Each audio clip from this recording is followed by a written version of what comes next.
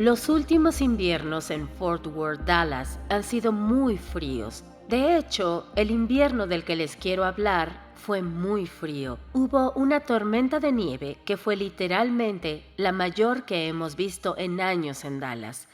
La recuerdo muy claro porque, como les había dicho, vivimos en una zona rural y cuando la nieve cae en estos extensos terrenos con los vecinos al otro lado y tantos árboles, había témpanos de hielo, una verdadera fantasía invernal. Fue hermoso.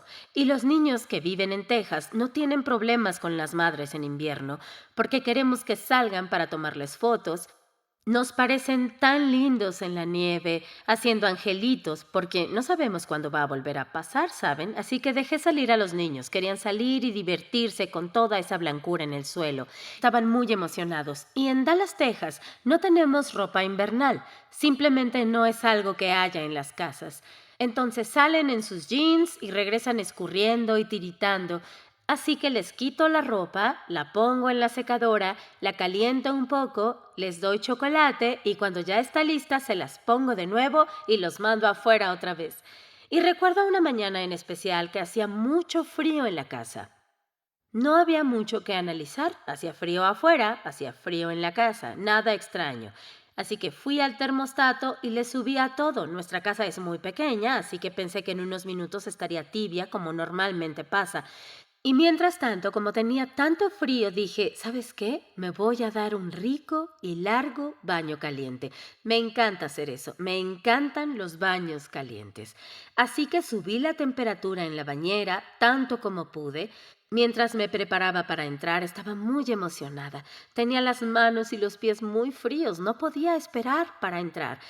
Y cuando lo hice, me decepcioné porque el agua estaba tibia. No hay nada peor que el agua tibia cuando esperas un buen baño caliente, ¿cierto? Así que me tuve que apurar porque no importaba cuánto girara la boquilla, el agua no salía caliente.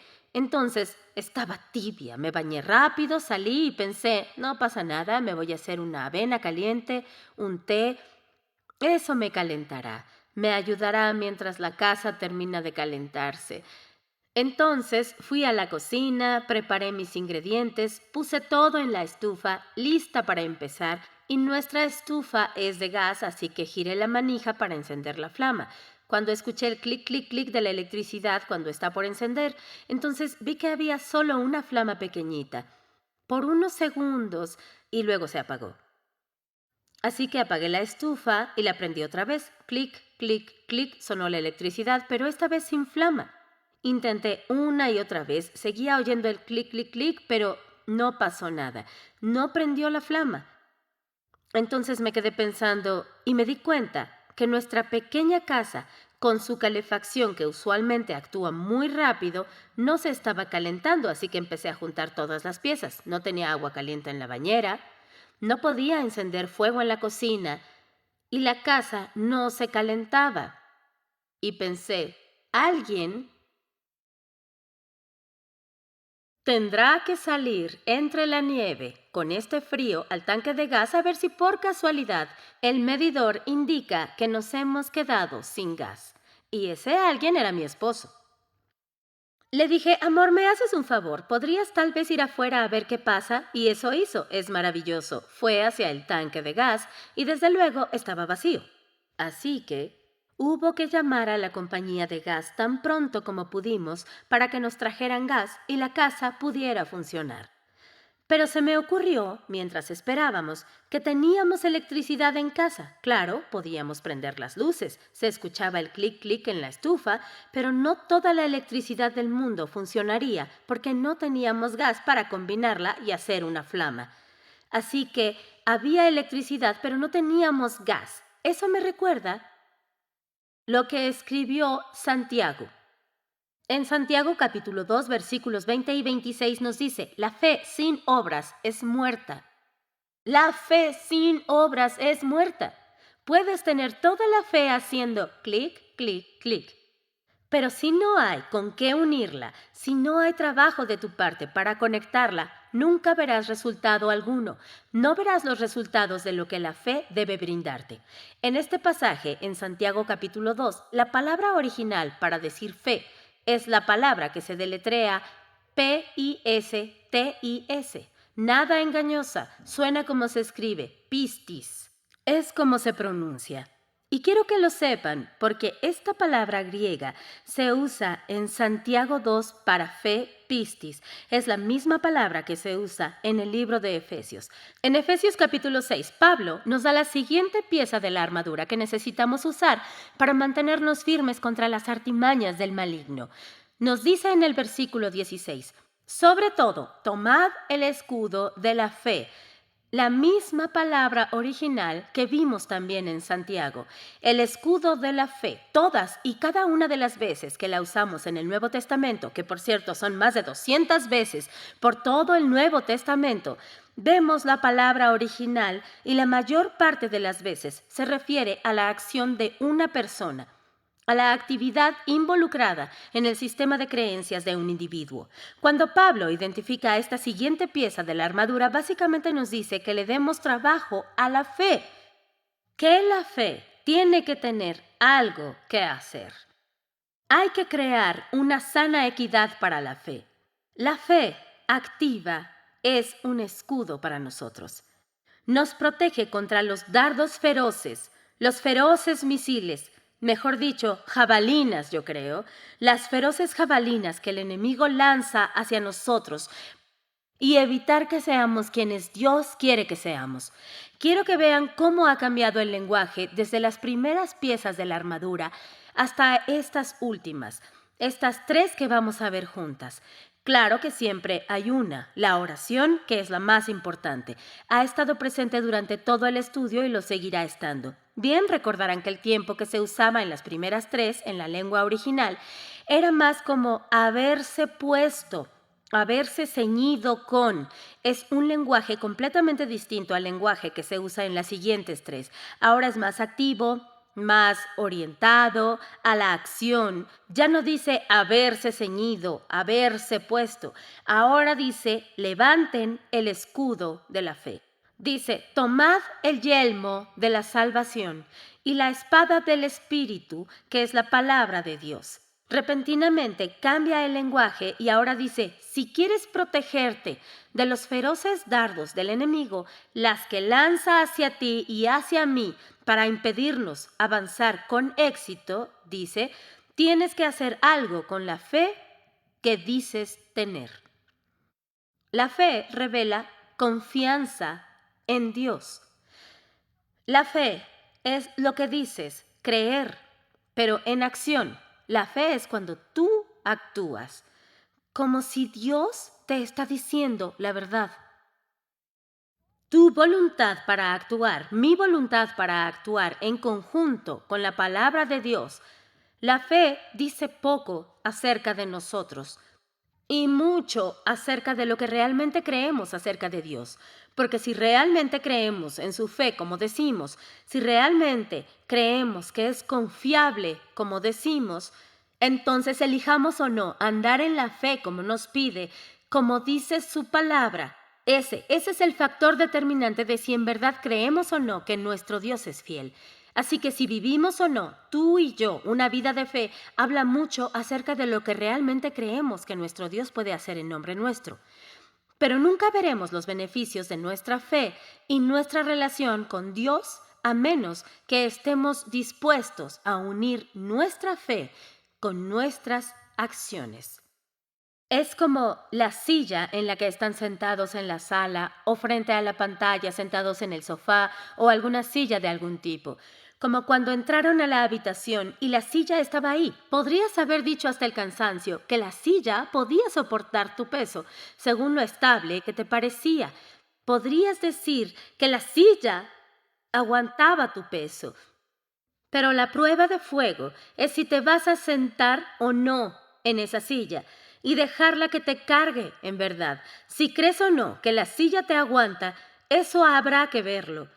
Pero todo se verá hasta que elijas poner tu peso sobre esa silla que crees que lo va a soportar. Los beneficios de esa silla no son tales sino hasta que pones tu fe en ella.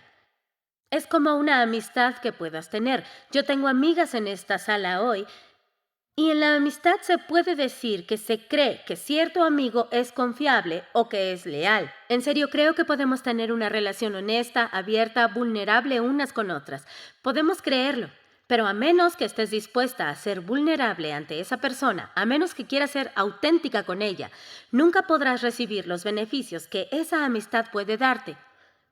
Tengo este pequeño micrófono que ha estado en mi ropa, en algún lugar en cada una de estas sesiones que hemos filmado para el estudio bíblico, y puedo decir hasta el cansancio que ese micrófono va a amplificar mi voz lo suficiente para que todo el mundo aquí me escuche también.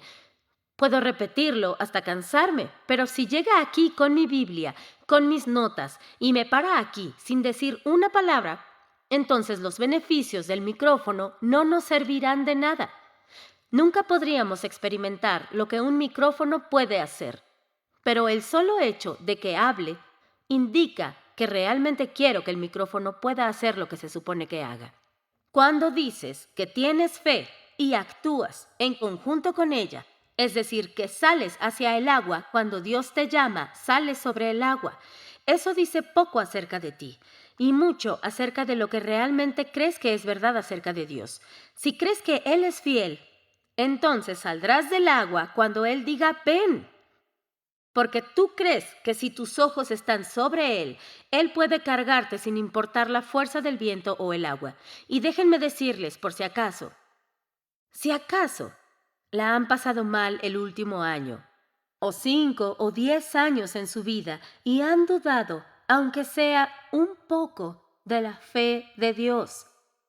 ¿Puedo recordarles cuán fiel es su Dios? Tan solo consideren el hecho de que cuando Jesucristo nació, cuando fue enviado a la humanidad, era solo un pequeño bebé envuelto solo en unas mantas, recostado en el pesebre. Consideren el hecho de que cuando respiró por primera vez, ya había cumplido tantas profecías del Antiguo Testamento relacionadas a él, así que con su primer aliento infantil, él ya había probado su fe. Si hizo esto siendo un bebé, ¿se imaginan cuán profunda, vasta, grandiosa y abundante es en verdad su fe? Sepan que su Dios es aquel que cuelga cada una de las estrellas y las conoce por nombre y número. Su Dios es aquel que conoce y controla todas las galaxias que los científicos aún ni siquiera conocen. Él es quien controla todo eso. Él es aquel que en este momento se asegura que la Tierra en la que estamos, ustedes y yo, gire sobre su eje a la velocidad justa para que ustedes y yo podamos vivir en este planeta. Fue Él quien hizo salir el sol esta mañana y estuviera ahí todo el día hasta llegar la noche, cuando cambiará lugares con la luna.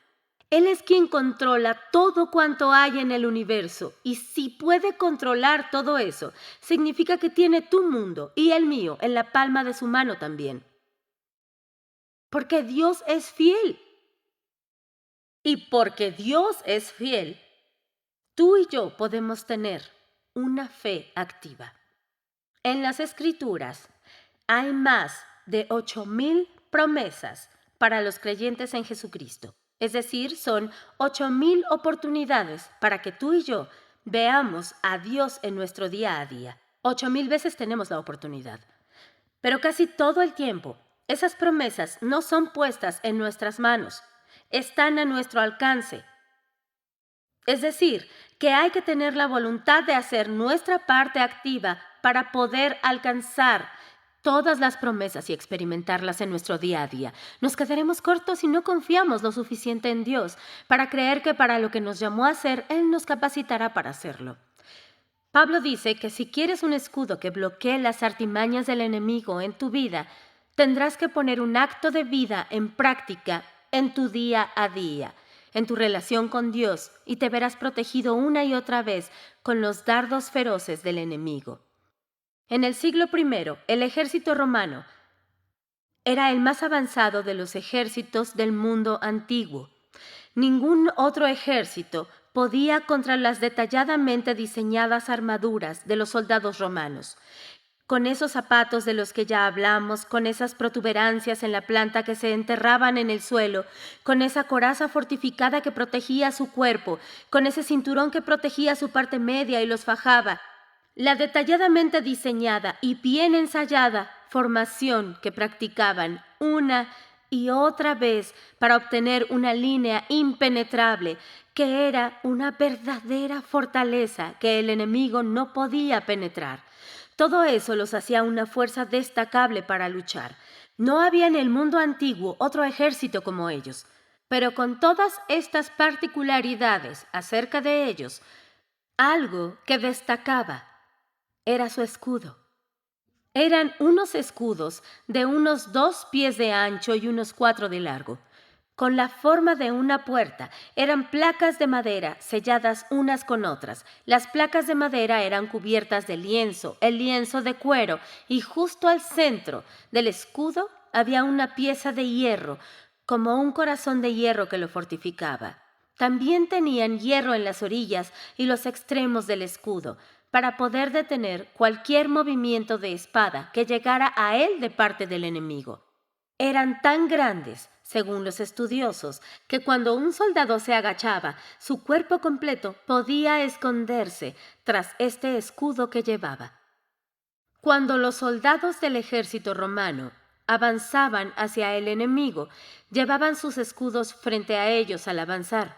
Pero cuando un enemigo estaba lanzando flechas, que algunos traducen como misiles, que eran como jabalinas, eran largas y afiladas, podían ser un problema. Cuando estas jabalinas eran lanzadas contra el ejército romano, ya no llevaban sus escudos al frente como en su avance, sino que se apiñaban todos juntos con los escudos. Hacían una formación circular, espalda con espalda, unos con otros, se agachaban y juntaban todos sus escudos sobre ellos, formando una caparazón. La llamaban formación tortuga. Hacían este caparazón de tortuga para que cuando vinieran los misiles hacia ellos, todos estuvieran a salvo bajo los escudos. Muchas veces, antes de hacer su formación tortuga, mojaban los escudos. Los mojaban porque algunos enemigos no solo lanzaban jabalinas hacia ellos, sino que antes les mojaban las puntas en alquitrán para prenderles fuego. Las prendían porque así, si lograban lanzar suficientes de ellas al mismo lugar, podían incendiar esa zona, y si incendiaban algo, entonces algunos de los soldados que podrían haber sido útiles combatiéndolos estarían distraídos tratando de apagar el fuego que debilitaba y vulneraba la línea, y ésta podría ser penetrada. Entonces lanzaban sus dardos con fuego, no para matar, sino para distraer, para hacerlos quitar su atención de su prioridad. Eran como indios y vaqueros. ¿Se acuerdan que los indios los rodeaban y lanzaban flechas encendidas a los vagones con lienzo? ¿Se acuerdan? Querían hacer incendios. Así los vaqueros estarían ocupados con sus familias apagando el fuego, que no se concentrarían en el enemigo que tenían enfrente. La razón por la que el enemigo te lanza dardos ardientes para distraerte no es para matarte. Escucha, es solo para distraerte. Él quiere que te ocupes en apagar incendios internos que atacan tu propia experiencia, para que no tengas tiempo de pensar en él ni de avanzar contra él. Así, cuando estés débil y vulnerable, cuando te consuma el pensar en las cosas que pasarán en tu corazón, en tu mente y en tu experiencia, cuando intentes apagar tus propios incendios, el enemigo avanzará hacia tu vida. Y sabes cuando el enemigo está lanzando dardos a tu vida. Lo sabes bien porque la inseguridad te alcanza más que nunca. No quieres caminar en la fe porque te paraliza la intimidación y el miedo. Pero nuestro Dios no nos dio espíritu de cobardía, sino de poder, de amor y de dominio propio. Pero el enemigo va a intentar deshabilitarte con miedo. El opuesto mayor de la fe es el miedo. Es lo que nos tiene recostados en cama pensando en los contras, en lugar de avanzar pensando en si Dios me ha llamado para eso, de alguna manera me ayudará a lograrlo. Así que el enemigo enciende el fuego de la duda. ¿Qué tal si esto? ¿Qué tal si aquello? ¿Qué tal si no lo logro? Te hace cuestionar tu habilidad o tu posibilidad de éxito. Te quiere intimidar. Él causa incendios en tu mente, en tu corazón, en tu vida, para que te ocupes en tus incendios personales y nunca logres salir y caminar en el agua. Porque Él sabe que una vez que camines en el agua, cuando pongamos en acción este sistema de creencias que decimos tener, una vez que unamos la obra con la fe, sabe que la formación tortuga cubrirá nuestras vidas y que cada flecha que Él lance a nuestras vidas será apagada de una vez por todas y desviada de nuestras vidas. Entonces quiero preguntarles, ¿qué es lo que Dios les ha pedido? ¿Cómo les ha pedido actuar? ¿Qué convicciones han tenido aún durante estas semanas de estudio? ¿El llamado de Dios les ha llevado hacia algún área de su vida en particular? ¿Se los ha confirmado su palabra o la gente sabia a su alrededor? Uno por dentro sabe. Mi amiga dice que se siente dentro. Uno sabe cuando Dios le está hablando. Los hombres en camino a Emaús, según Lucas 24, mientras Jesús caminaba con ellos, sin ellos saber que era Jesús, pero cuando llegaron al final del camino, habían caminado, habían hablado con este hombre, no sabían que era Jesús, pero al final dijeron, ¿no ardía nuestro corazón en nosotros? Mientras nos hablaba en el camino y cuando nos abría las Escrituras, sabes que Dios te habla en cuanto lees un pasaje de las Escrituras y hace que tu corazón se encienda dentro de ti. Dios convence y reta. ¿Qué te ha convencido y retado a realizar? ¿Perdonar a una persona? No se dejen intimidar ni asustar, que el enemigo no los engañe para hacer lo que Dios les ha pedido y por ende no recibir los beneficios y bendiciones que la fe siempre brinda a nuestras vidas. ¿Dios te ha pedido escribir un blog para influenciar a la gente que te rodea? Pues escríbelo. ¿Te ha pedido tomar ese trabajo aun cuando la paga es menor a la que tienes actualmente? Mira, toma ese trabajo si es lo que Jesús te ha pedido. ¿Te ha pedido hacer esos estudios aun cuando ve cuánto trabajo te espera si te comprometes? Escucha, si Dios te ha llamado a hacerlo, anda con fe y confíale a Él lo demás. ¿Te ha pedido que lleves a ese niño que necesita un hogar o al menos una familia que lo ame y con quien cenar de vez en cuando para dar estabilidad a su vida? Pues entonces hazlo. ¿Te ha pedido que saques a tu hijo o hija de la escuela privada o pública y lo eduques en tu casa? Que Dios nos ampare. Escuchen, lo que sea que les haya pedido, háganlo. ¿Les ha pedido participar en cierta organización o enmendar las cosas con alguien? Lo que sea que les haya pedido, una vez que anden con la fe, se levanta el escudo. ¿Saben algo? Esto es tan real en mi propia vida. Cada vez que estoy frente a un grupo, ya sea que hayan 10 personas en el grupo, o sea un estadio de 10,000 personas, ya sea un estudio bíblico y hayan cámaras alrededor porque estemos grabando un estudio, que esperemos sea una bendición para sus vidas, cualquier oportunidad de enseñanza.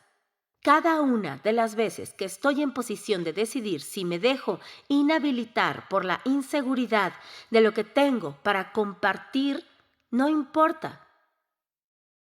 O si lo hago de cualquier manera. Y les diré otra cosa, yo soy una prueba de todo esto del escudo. Cuando decido hacer las cosas, es justo en el proceso de hacerlas que esos dardos encendidos que sentí una noche atrás, todo ese miedo e inseguridad, literalmente lo siento extinguirse, irse de mi vida. Porque el Señor construye e impregna en ti la seguridad cuando andas con fe. Así que yo las invito y me invito a mí misma a donde está la fe.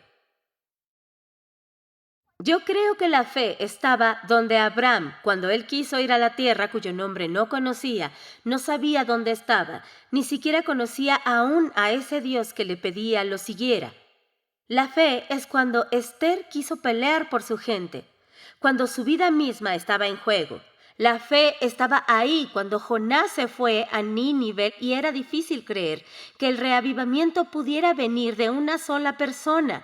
La fe estaba donde los discípulos dejaban sus hogares y seres amados para seguir a Jesús. La fe estaba ahí cuando Pedro caminó sobre el agua. Ejercitar la fe es meterse en una situación o circunstancia donde estás en una posición en la que Dios tiene que cumplir sus promesas, porque no tienes la capacidad, ni la paciencia, ni el dinero, ni las conexiones, ni los suficientes títulos en la pared. No tienes nada que creas que haga falta para poder lograrlo. Cuando decides hacerlo con la fe, acabas de entrar a ese lugar de fe. Ese lugar de fe es el que levanta el escudo sobre tu vida y aleja de ti al enemigo. Así lo pone mi papá, que casualmente es mi pastor. La fe es hacer de cuenta que algo es, aun si no lo es, para que pueda serlo, porque Dios quiso que lo fuera. Una de mis historias favoritas de toda la Biblia, y me da risa cuando se las cuento porque en mi familia hay quienes cada vez que llego a este pasaje de las Escrituras, los veo en el público con cara de ¿otra vez esto? Y sí, otra vez. Lucas capítulo 5. Quiero que lo vean rápidamente. Escuchen, si yo pudiera enseñar con Lucas capítulo 5 cada vez que puedo hacer un estudio bíblico, lo haría porque creo que Lucas capítulo 5 es fantástico. En Lucas capítulo 5, Simón ha estado pescando toda la noche. Ya está muy cansado de pescar, ¿saben? Ya se bajó de la barca, lavó sus redes y está desmotivado porque él es un pescador experimentado y no ha atrapado nada en toda la noche. Entonces aparece Jesús a la mañana siguiente con un montón de gente a su alrededor. Se mete a la barca con Simón y desde la barca comienza a hablar con la gente que está en las bancas, justo a la orilla. Él les da un mensaje a las personas. Hasta donde sabemos, solo hay una persona más en la barca con Jesús y es Simón. ¿Está bien? Así que Simón está en primera fila para oír el mensaje justo después del sermón dominical, dice Jesús. En el versículo 4, capítulo 5 de Lucas. Cuando terminó de hablar, dijo a Simón: boga mar adentro y echad vuestras redes para pescar.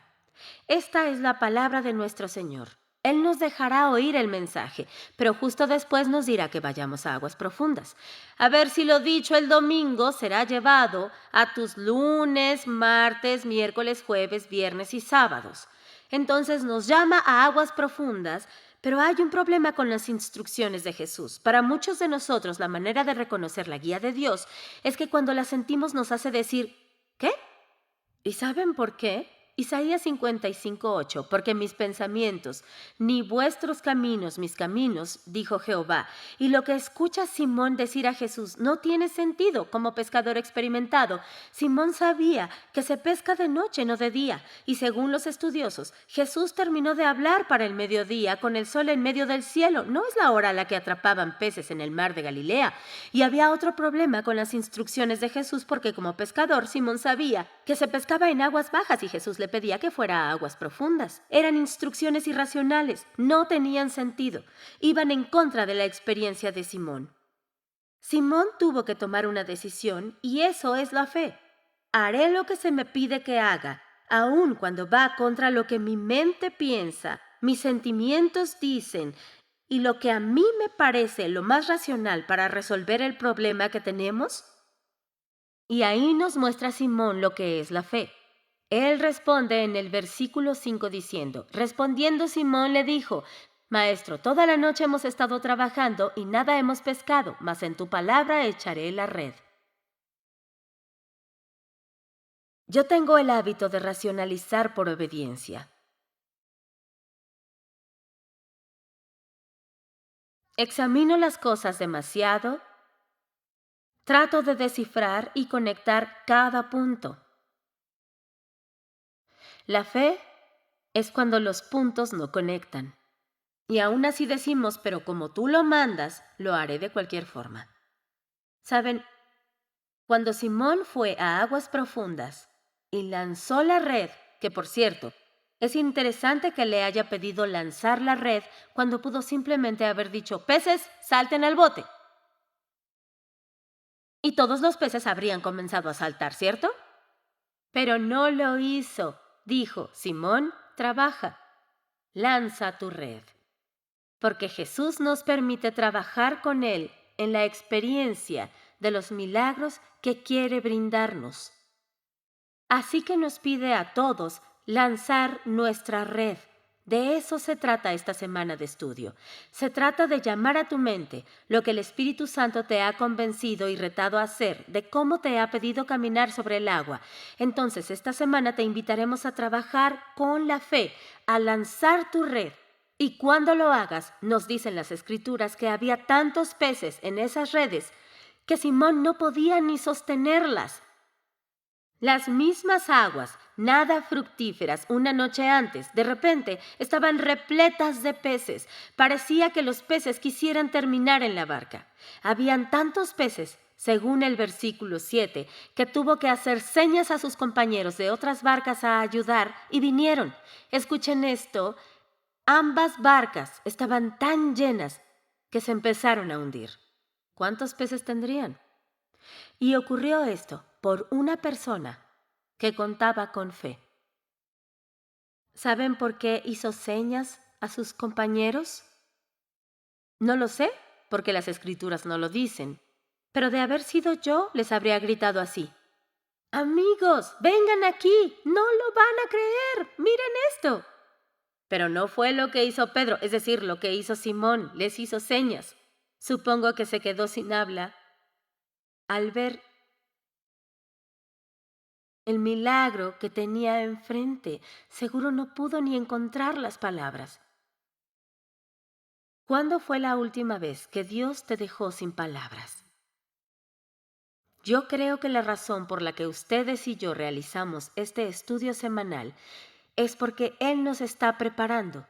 Quiere que sepan que si dicen que sí, si deciden avanzar, si actúan cuando les haga el llamado, si yo lo hago, Él nos está preparando para algo más de lo que podemos expresar. Una bendición en Efesios 3:20 nos dice, y a aquel que es poderoso para hacer todas las cosas mucho más abundantemente de lo que pedimos o entendemos, según el poder que actúa en nosotros, a Él sea la gloria en la iglesia, que somos nosotros, y en Cristo Jesús, por todas las generaciones, por los siglos de los siglos. Amén.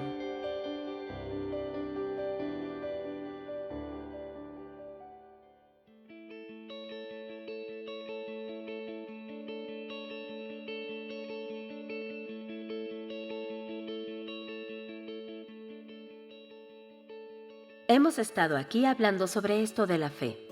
Y quería hablarles un poco de eso, porque la fe es un tema interesante cuando hablamos de ser activos y valientes y confiar en Dios y andar en la fe.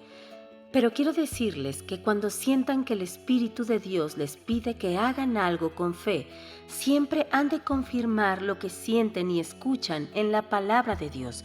Escuchen, pueden oír la voz de Dios, yo también la puedo oír. Pero Dios nunca nos hablará, ni nos llevará, ni nos pedirá hacer nada fuera de los límites de las Escrituras. A lo que me refiero es a que lo que sea que sientas, que de alguna forma manipula el carácter de Dios o que sobrepasa la dirección de Dios según las Escrituras, cualquier cosa que parezca oponerse a lo que Dios nos ha dicho ya, pues sepan que esa no es la voz de Dios. Así que debes siempre asegurarte que lo que escuchas cae dentro de los límites de las Escrituras. Y no solo eso, por eso es que estos grupos de estudio son tan importantes y relevantes en nuestras vidas. Debes rodearte de gente que haya caminado con el Señor por mucho tiempo, que puedan orar contigo, que te ayuden a confirmar la guía de Dios en tu vida.